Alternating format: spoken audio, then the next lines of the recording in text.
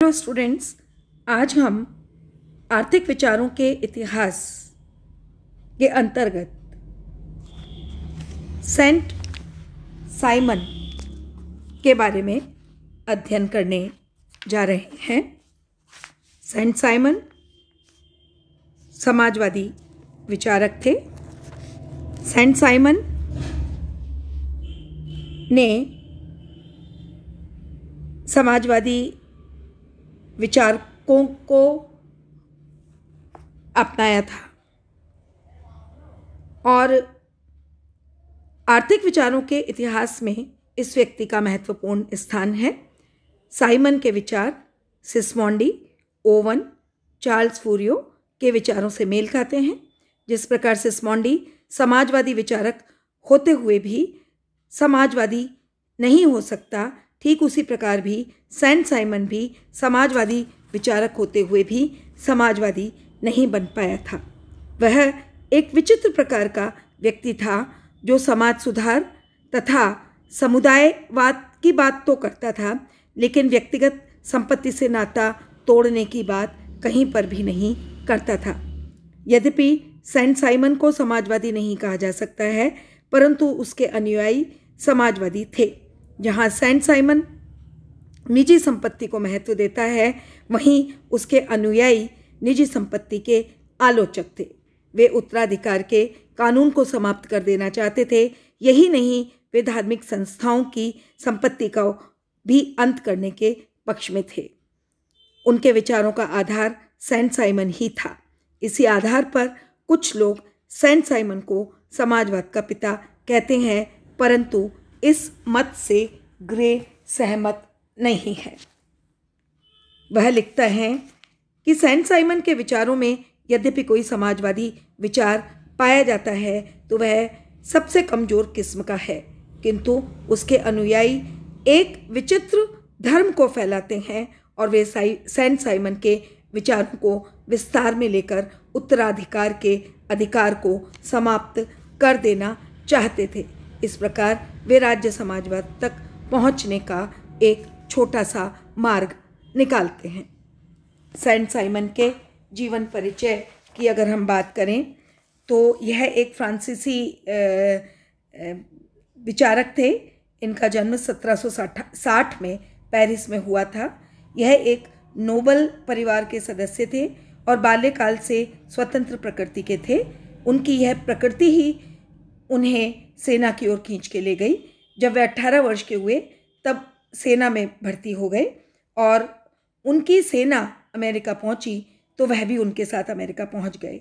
यह मात्र एक संयोग था कि उस समय अमेरिका में स्वतंत्रता संग्राम छिड़ा हुआ था और इस संग्राम में उन्होंने भागीदारी की। युद्ध की समाप्ति के बाद उन्हें कैद कर लिया गया और जमैका द्वीप में रखा गया। जेल से छूटने के बाद उसने पूरे अमेरिका का दौरा किया और वह अमेरिका की प्रगति से काफ़ी प्रभावित हुए। अमेरिका से लौटने के बाद उन्हें फिर बंदी बना लिया गया और अब वह जेल से छूट के मैक्सिको पहुँचे। वहाँ के गवर्नर को उन्होंने प्रथम बार पनामा नहर बनाने का सुझाव दिया। उनका यह सुझाव था कि आज विश्व के बड़े बड़े योजनाकार इस बात को स्वीकार करते हैं कि उनका सुझाव बहुत अधिक महत्व का था और उसके बाद वह यूरोप लौट गए। आर्थिक कठिनाइयों का भी उन्होंने सामना किया। यद्यपि वह नोबल परिवार में पैदा हुए थे, उनके पास धन की कमी नहीं थी। फ्रांसीसी विप्लव में सरकार ने उनकी निजी संपत्ति जब्त कर ली थी और उससे अधिक संपत्ति उन्होंने सट्टे से प्राप्त की और उस पूरी संपत्ति का प्रयोग उन्होंने गरीबों की भलाई और समाज के सुधारों के प्रयोगों में स्वाहा कर दिया। धन अभाव के कारण उनकी एक बार तो आत्महत्या तक करने की नौबत आ गई थी, परंतु जैसे तैसे अपने पुराने नौकर से प्राप्त रकम और व्यापारियों के चंदे के सहारे उन्होंने अपना जीवन व्यतीत किया। उन्हें जीवन में निराशा के अतिरिक्त कुछ भी नहीं मिला।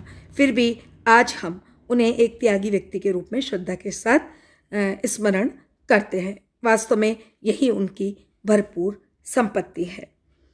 आर्थिक कठिनाइयों के समय उन्होंने दर्शन शास्त्र पर अच्छे लेख लिखे और उनके लेखों का निचोड़ मानव जाति के लिए एक नवीन धर्म का संदेश देना था और इस नवीन धर्म का पैगंबर उन्होंने स्वयं को ही घोषित कर दिया था। वह अमेरिका की प्रगति से बहुत अधिक प्रभावित थे। वह हमेशा नए प्रयोगों और बड़ी योजनाओं के बारे में सोचा करते थे। वह पेशेवर लेखक नहीं थे, इस कारण उनके विचारों में ज़्यादा तारतम्य नहीं था। उनके जो कुछ प्रमुख ग्रंथ हैं वो हैं the industrial system, the organiser, industries आदि। सेंट साइमन ने लिखने का कार्य 42 साल की उम्र में शुरू किया और उनकी पुस्तक का प्रकाशन तब हुआ जब वह 51 साल के थे। उनके अनुयायियों ने उनके विचारों का गहन अध्ययन किया, उसमें कुछ जोड़ा और कुछ घटाया और नवीन रूप में सबके सम्मुख रखा। सेंट साइमन जीवन भर संघर्ष करते हुए 1825 में हमेशा के लिए इस दुनिया को छोड़ करके चले गए। सेंट साइमन के अगर आर्थिक विचारों की हम बात करें तो सेंट साइमन के जो सबसे पहला जो उनका विचार था वह था औद्योगिक समाज की स्थापना करना। सेंट साइमन के अनुसार सेंट साइमन अमेरिका की औद्योगिक क्रांति से, जैसा बताया, कि बहुत अधिक प्रभावित थे और यही कारण है कि वह नए औद्योगिक समाज की स्थापना करना चाहते थे, संरचना करना चाहते थे।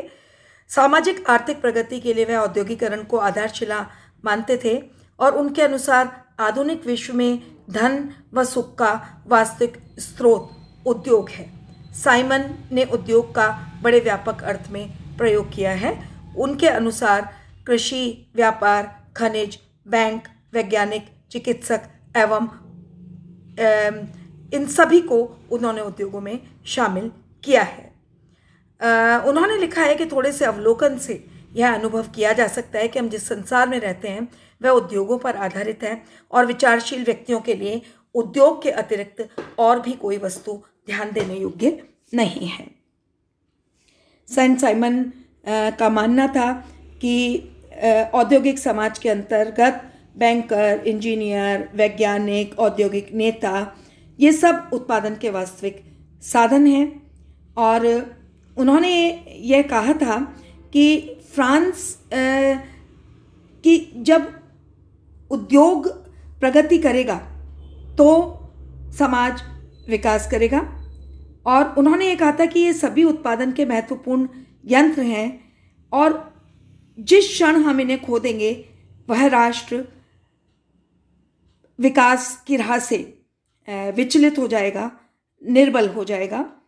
इसलिए औद्योगिक वर्ग के लोगों को वह सर्वोच्च स्थान देते हैं। उनके अनुसार, उनके विचार में यह वर्ग शेष वर्ग की अनुपस्थिति में भी जीवित रह सकता है, परंतु इस वर्ग की अनुपस्थिति में कोई भी वर्ग जीवित नहीं रह सकता। उनका कहना था कि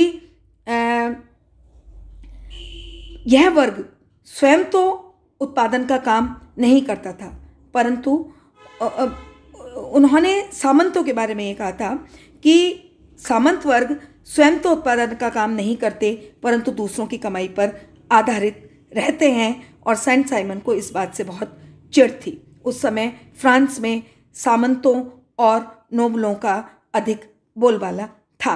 साइमन के औद्योगिक समाज में नोबल, पादरियों और राज दरबार के लोगों के लिए कोई स्थान नहीं था। उनको वह निठल्लों की श्रेणी में रखते हैं, किंतु उनके अनुसार मजदूर, दस्तकार, बैंकर, निर्माता, कृषि श्रमिक, वैज्ञानिक एवं कलाकार औद्योगिक समाज के प्रमुख नागरिक होते हैं। साइमन के औद्योगिक समाज की दूसरी विशेषता यह थी कि इसमें सब लोगों के साथ समानता का व्यवहार होगा और प्रत्येक व्यक्ति को उन्नति के समान अवसर मिलेंगे। वह समाज का संगठन इस रूप में चाहता था कि उसे बलपूर्वक लादी गई समानता का अस्तित्व उस पर न हो, बल्कि स्वतः पनपने वाली समानता का अस्तित्व उसमें होगा। साइमन के विचारों से ज्ञात होता है कि वे व्यक्तिगत संपत्ति के उन्मूलन की बात तो नहीं करते, हाँ वह वर्ग भेद को समाप्त करने की आशा और इरादा आवश्यक रूप से रखते थे। दूसरा जो उनका औद्योगिक विचार है वह है औद्योगिक समाज की सरकार। साइमन के अनुसार व्यक्तिगत स्वतंत्रता होनी चाहिए, क्योंकि बिना इसके औद्योगिक विकास नहीं हो सकता। औद्योगिक सरकार का यह प्रयत्न रहेगा कि उत्पादक वर्ग को अनुत्पादक वर्ग के अत्याचारों से बचाए। वह नई औद्योगिक सरकार से भी यह अपेक्षा करते हैं कि शासन करने की अपेक्षा उत्पादक शक्तियों का संगठन करेगी। वह राजनीति को पूर्णतया समाप्त करने के पक्ष में नहीं थे।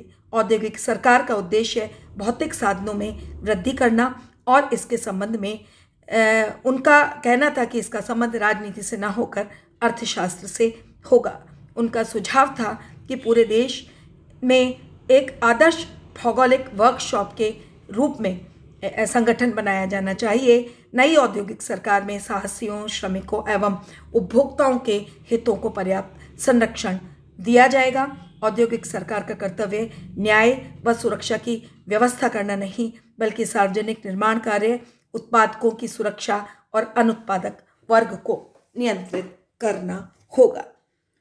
इनका जो तीसरा विचार था वह था वर्ग भेद का सिद्धांत। सेंट साइमन समाज को दो वर्गों में विभाजित करते हैं। एक वर्ग उत्पादकों का है, जबकि दूसरा वर्ग अनुत्पादकों का है। उत्पादक वर्ग में विशेषकर श्रमिकों को रखा गया है और अनुत्पादक वर्ग में सामंत, नोबल आदि लोगों को जो कि निर्भर हैं उनको रखा गया है। उत्पादक वर्ग वह वर्ग है जो स्वयं उत्पादन करते हैं, परंतु उनके पास इस उत्पादन का अंश मात्र भी नहीं रहता है। वहीं पर दूसरा वर्ग सामंत, शासकों और पूंजीपतियों का है, जो अनुत्पादक होते हुए भी सर्वशक्तिमान और धन संपत्ति से परिपूर्ण होते हैं और समाज में वह प्रतिष्ठा का पद भी प्राप्त कर लेते हैं। समाजवादियों की इस तरह की से साइमन इस वर्ग को अनुपयोगी और समाज के लिए भार स्वरूप मानते हैं और 1814 की फ्रांसीसी क्रांति का मुख्य मुद्दा समानता और स्वतंत्रता था। साइमन ने उस मुद्दे को आर्थिक कार्यक्रम व आर्थिक सिद्धांतों के रूप में व्यक्त किया था। उनके अनुसार उद्योग ही समानता का आधार है। उद्योग तभी विकसित हो सकता है जब स्वतंत्रता हो। नेक्स्ट उनका जो विचार है वह है आशावाद। साइमन मानव के भविष्य की उज्जवल आशा करते हैं।